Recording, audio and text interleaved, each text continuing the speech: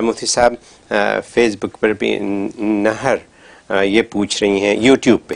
نہر یہ پوچھ رہی ہیں کہ انہوں نے بچپن سے قرآن پڑھنے کی کوشش کی لیکن قرآن پڑھ نہیں پاتی ہیں اور ابھی بھی قرآن پڑھنے میں ان کو کافی دقت آتی ہے، تو وہ یہ چاہتی ہیں کہ قرآن پڑھنے کی کوئی ٹرک بتا دیں، کوئی ترکیب بتا دیں کہ قرآن آسانی سے صحیح طور پہ پڑھ سکیں۔ اللہ اکبر، تو عجیب بات ہے۔ پہلی بات تو کوئی ماہر استاد اپنے ساتھ رکھیں، کوئی ماہر استاد آپ کو پڑھائے، آن لائن بھلے پڑھا دے،